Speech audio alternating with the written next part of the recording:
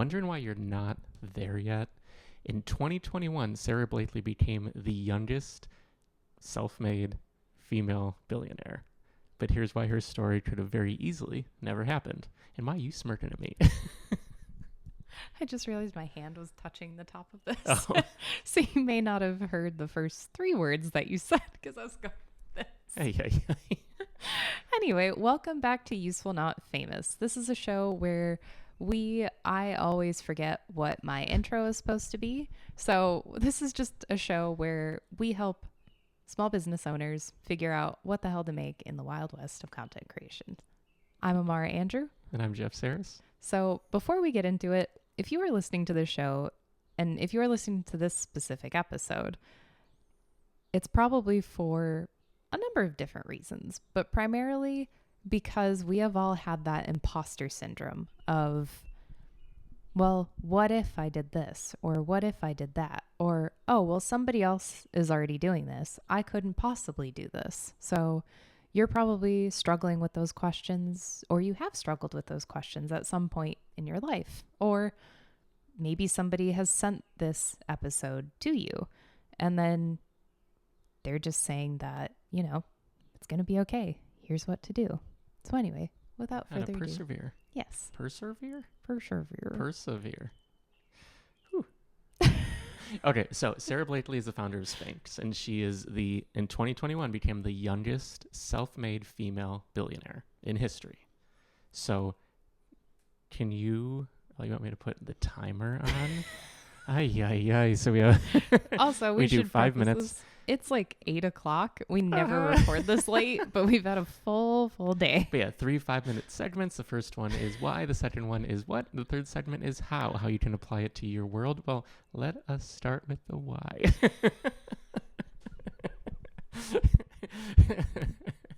If you heard that bump, that was me bumping my head into the mic. So first, Sara Blakely in 2021, the world's youngest self-made female billionaire ever in history. But can you, being a lady, explain what Spanx are real quick? I don't like how you said that.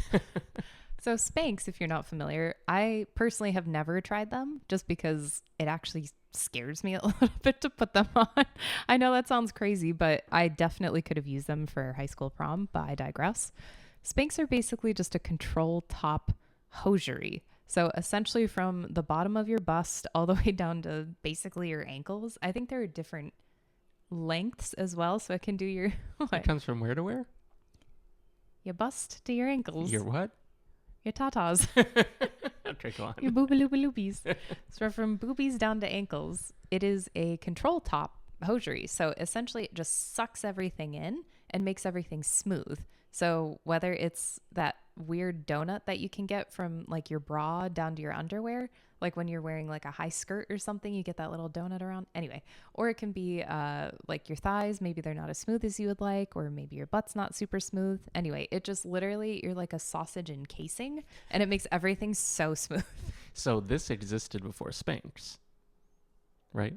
This idea? Yeah. Oh, in varying degrees. So there was like a girdle that you could wear. I mean, corsets had been around. Well, yeah. Like there are a lot of historical precedents to this, but this was like a modern way of being able to wear essentially a corset. Well, and kind of. And what also happened is it was like 1998 when Sara Blakely, she already had the control top, whatever, hosiery or whatever, but they had feet on them. So she couldn't wear the shoes she wanted to wear because you would see that she has these weird, smushy looking feet that aren't normal. Those are just your toes. So what she ended up doing is she cut the ankles and the feet off of the hosiery that she had. So she was able to wear the pants she wanted and look the way that she wanted and feel the way she wanted to feel. But here's the thing. That one idea made her a billionaire. But that one idea today, say, she could have easily come up with that idea in 2025 and been like, this works well. Let me make a TikTok and tell people to do this. And that could have been the end of the story. Like the 1998's before YouTube and TikTok, but you still could blog and do all these things where you could tell your friends and spread the news about whatever.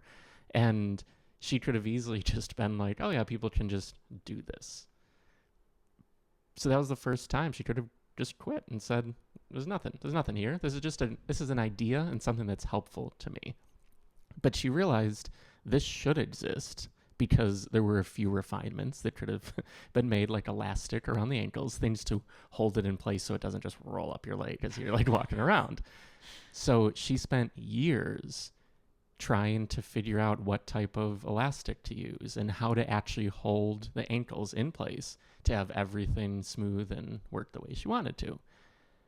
Once she started to find things that worked, she went to manufacturers, and she was turned down every single time when she was trying to get anyone to try to make a prototype for her.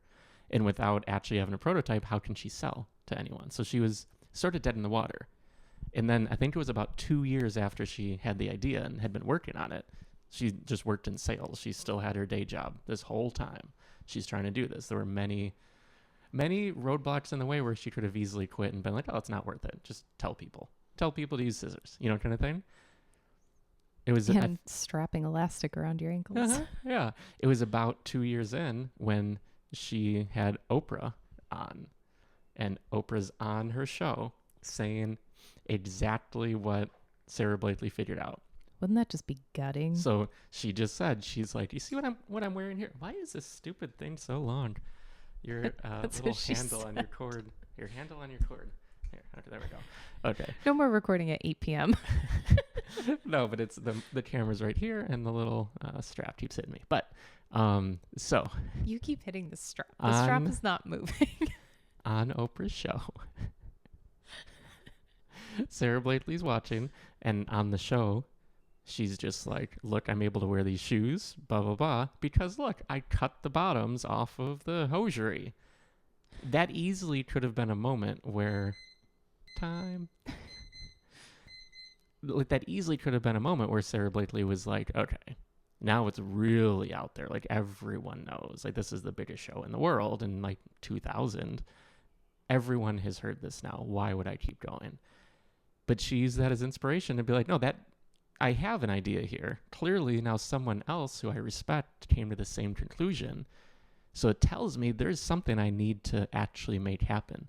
So that was the point she sort of pushed the pedal to the metal again and kept going. And her story goes on from there. And like, it's several more years until everything's clicked and it sold at like Neiman Marcus and all these other stores. And then by 2021, so like 20 years later, is when she becomes a billionaire.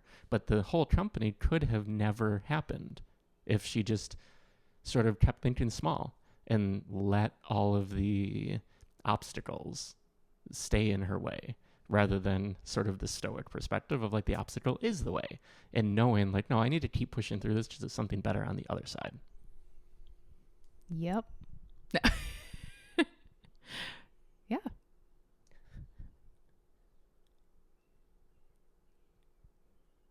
So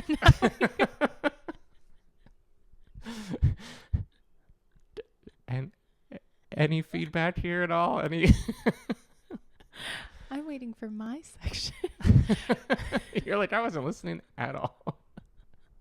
I was doing my grocery list. No, it's very true though, because it's difficult to not get discouraged by, especially seeing fucking Oprah in the 90s. Like, that was huge. Like, that was like, I mean, I never watched Oprah, but like, I know that she was a very big thing, like personality, presence. The show was huge, which also was here in Chicago. So having literally one of the biggest daytime TV talk show hosts, celebrities of the time period, be like, oh, just do this. That would be so gutting to see.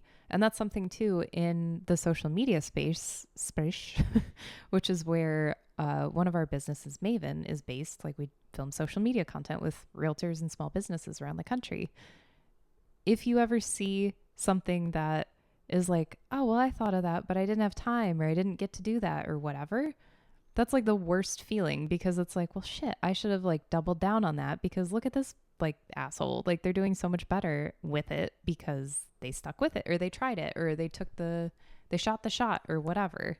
Yeah, it's gutting. You just can't let that hold you back. Yeah. To be like, you mentioned imposter syndrome. Like, just because you haven't yet pushed through doesn't mean you're an imposter. You just haven't gotten to the point where you're a full pasta.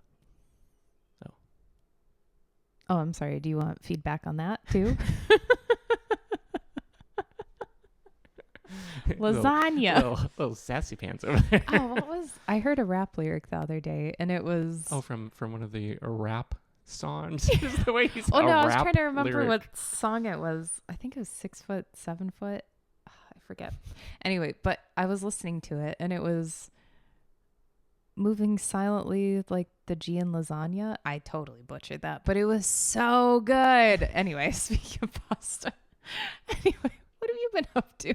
What have I been up to? Okay, so this is... Now I need to see what lyric this midsection, 5 minutes, is, it's what? So just what we're up to right now. And then we'll get to the how you can apply sort of the big thinking and pushing through obstacles to your life and content creation. Real G's move in silence like lasagna.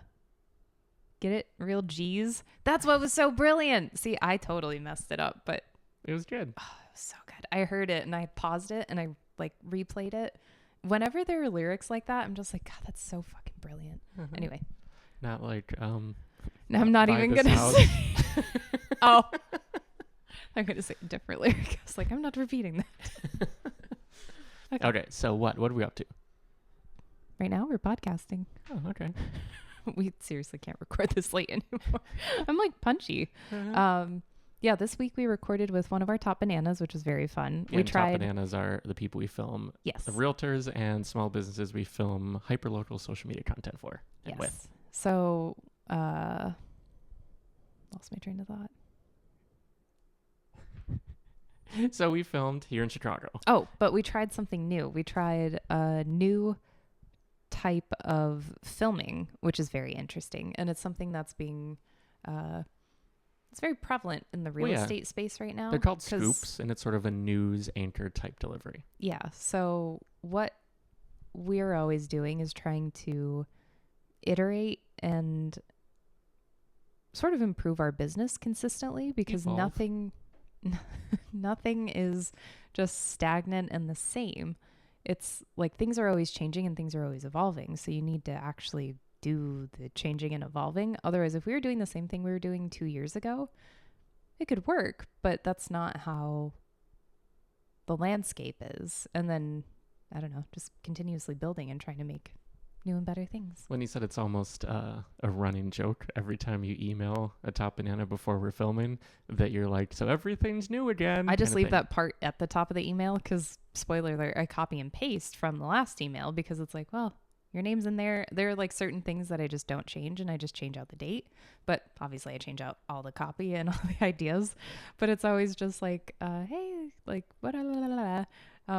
As usual, everything's changed again. And that's like the thing that I have at the top of every email, which I find funny. They may or may not even care or notice, but I find it very funny. Everyone has said, everyone says that they love how we're always evolving. Yeah. Like it depends. Well, and people that have stayed with us for a very long time, like, almost since the beginning, they've seen this complete evolution of different things, but like that's a necessity. Mm-hmm.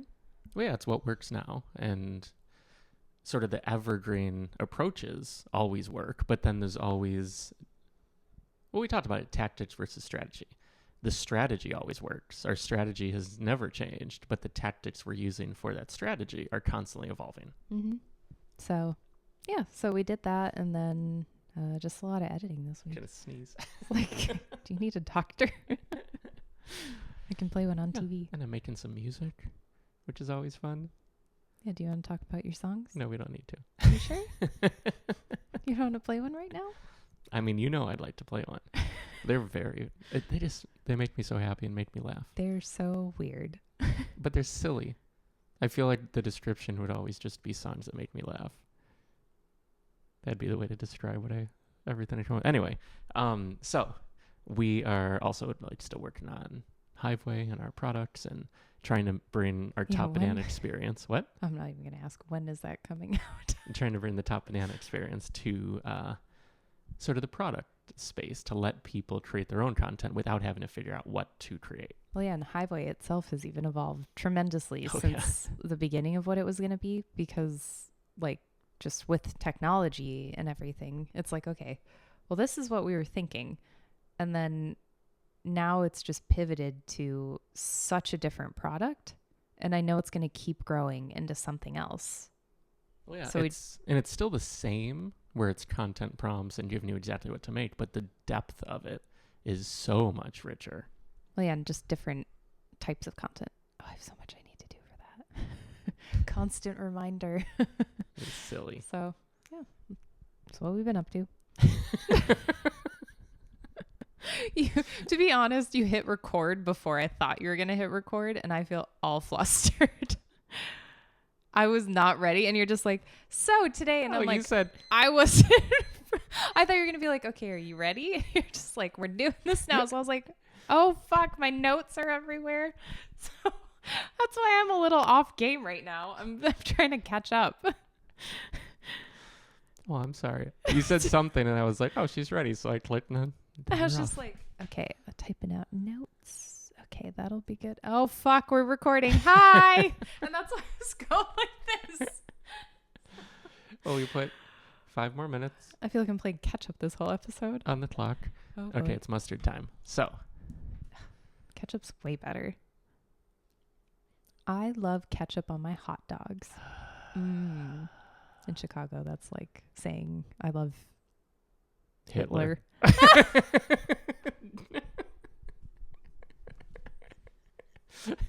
That was perfect.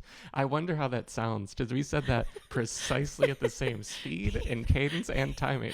You know what's gonna happen? It's just gonna be silence. I love because we matched each other. So we're not laughing about Hitler. We're laughing at us saying Hitler. Anyway, delete that part. No edits. We only do Okay. once through. I know that's the problem. So what's the how? So how can someone apply sort of this thinking, pushing through obstacles, thinking bigger, and sort of really deciding like is this a moment to accept that, okay, maybe I am feeling imposter syndrome, maybe I am out of my depth, or no, this is something I need to push through and get to the other side. I mean, I know it sounds really trite and like what everybody says, but if you have the passion or the belief behind it, you're not going to stop.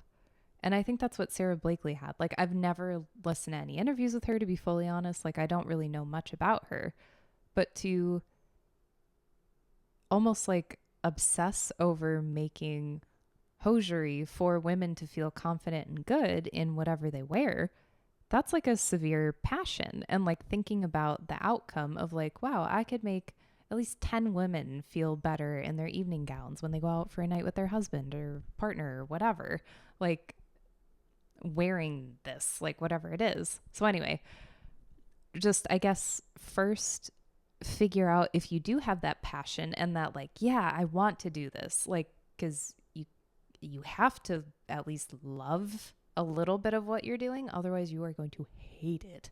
And that is what burnout is when you just don't like what you're doing, point blank. Like, I know this is kind of controversial, but I don't believe that burnout exists. I believe that you hate what you're doing and that's it. Like, you don't get burnt out on something that you love. It's purely just, I hate doing this and I'm just pushing through. And maybe that's a time when you should reflect and be like, maybe I don't want to be a baker. Maybe I don't want to be a pirate. Maybe I don't want to do this. Like, I really feel like burnout is only if you hate what you're doing and you need to change. Can I add one little bit? No. Okay. Go ahead. So I think it's also if something is too easy or too hard. Because if it's way too easy and you have to keep doing it, it's just like monotony and it's like, oh, I hate this. Or if it's way too hard, you can never get the sort of positive outcome feedback because you've dialed the knob way too far. So you're sort of in a no man's land on either side of too easy, too hard. It's like I think there's a non-burnout sweet spot somewhere in the middle. Yeah, that could be. Because then you would need to work on your balance a little bit better instead of just being like, well, let's just do like 3 things, or let's just do nothing, or let's do all the things. Like, that is a very good point. Excuse me. I had the burp. So I have a burp. I had the burp. If we clipped this show just for audio clips, I'd like, I had the burp. Like Hitler. I don't even remember what it was for. I don't either. Maybe we should record at 8 o'clock. But getting back on track, what the hell is even the episode? I don't remember. But no, just trying to not get discouraged is also very important. So not only do you have the passion, but then you need to actually have the practical of like being able to like balls to the wall, get it done. Cause that's also very important. Like act on what it is that you want to do. Try not to get discouraged. It's very, very difficult, especially nowadays with globalization. Everybody can connect and talk and have ideas together. And maybe you'll meet somebody who has the same exact idea as you do of having a topless donut shop. And you're like, well, I wanted to do that. And then it's like, I actually know someone who wanted to do that, which is crazy. But somebody could have your same exact idea. Time. Perfect dramatic pause. But what you need to remember is even if somebody has the same exact idea as you are what's going to make it different. How you go about solving that problem, making the product, all these things, that is what's going to make it a different product altogether. So like in our episode last week where we were talking about fluency, which is familiarity, versus disfluency, which is the unfamiliar, the stuff that makes you uncomfortable a little bit. Disfamiliarity. Where like we love the fluency, we love the familiar because it feels familiar to us. When you have something disfluent where it's like, what the fuck is that? You don't really like it. Like Lil Nas X, he's very weird, but I like him. But not a lot of people may like him for a number of reasons. I mean, but the reason everyone... But he is familiar also. The reason everyone loved his first ever song is because how familiar it was. Yeah. Because that's... what is the name? Old Town Road, gonna ride till I can't no more. That one. I got a horse in the But bag. we also, because it's so familiar, it was like rap hip hop with country and very just, there was nothing really shocking about it except blending these two genres together. Yeah. And we also talked about it earlier, when it comes to like art and how looking at just a random piece of art doesn't really give you much. But as soon as you have context for it, that changes how you completely look at all of it. Mm-hmm. So the same as for your ideas of what you want to be. So for example, because we work with a lot of realtors, using realtors as an example, there may be certain markets that you want to tap into, but you don't feel like you can because either somebody or a whole team is already there and that's quote unquote their territory. I've heard this verbatim from numerous realtors. And my immediate thought is, so what? You go in there, you be unique, and you take over. Like, what's the fucking problem? I don't get it. But it's an unspoken realtor code, I guess. There's sort of a block there that I personally don't understand where I'd be like, fuck it, I'm going to burn it down to the ground. Not the houses because you need to sell those. But just... don't be afraid to go in there. Don't feel discouraged if it's like, well, Bobby and Susie have been there for 700 years and they're like a generational real estate family. Okay, cool. Maybe Todd and Bob, who live down the street, running out of names. How many names are there? You've run out of all the names. Like, well, maybe Todd and Bob down the street are new to the area. They don't know who Susie and Kelly, whoever the fuck I said before, are. And they're just like, oh, well, I'll work with you because you're cool and you ride a motorcycle. Like, I want to work with you. That's the part right there. Yeah, because it's everyone's finding different. that stuff. Like when we first started, we filmed with some people who were in the exact same neighborhood in Chicago. Like literally down the street. Yeah. Complete polar opposite people. Yeah, they were such different people. And like we've been asked since, like, are you ever afraid of filming with the same people in the same market? And it's like, we don't typically film with people in the same market out of respect to our other top bananas because like it's not something that they always would want.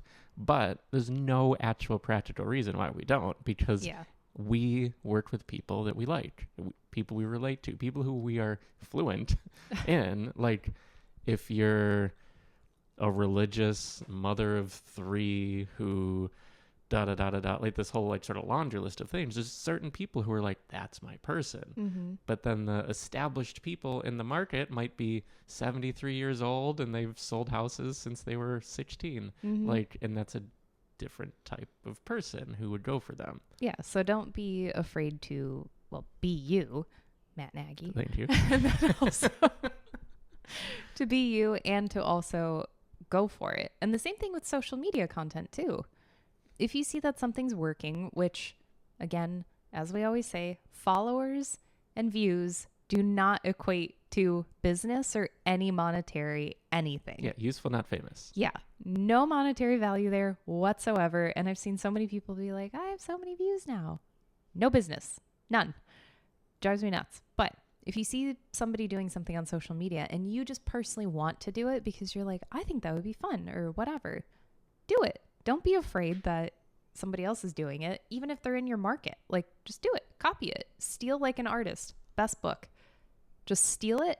Make it your own. Put a little flavor on it. Put a little cayenne, a little bit of cumin, whatever. You're like, ew, that tastes like armpits. But just put a little bit of zest on it that is your own zest. That sounds disgusting. And make it yours. Yeah, and that book is by Austin Kleon, Steal Like an Artist. And I was like, who is it? the whole premise of the book is that art is stolen 100% of the time because everything we make is influenced by everything we've consumed. So if we want to make a movie and we're like, this would be so much fun, you're going to make a movie similar to the movies you like because that's what influenced you. That doesn't mean you stole in like a bad way, but you have taken those ideas and thoughts and molded them into something new.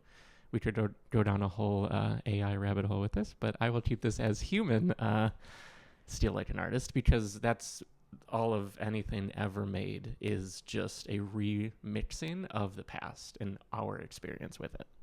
Are you a robot? Boop. Well, on that note, folks, this was Useful Not Famous. If you found this insightful or you have a friend who is struggling with imposter syndrome or just that, well, yeah, but they're doing it, definitely send this to them. Or even if they just want a nice little giggle. And if you hate this show and hate us, please tell everyone how much you hate it, because that's the only way we can grow is by you telling people about this show. Yeah, haze us in your stories, but make sure to tag us. Okay, bye. Bye.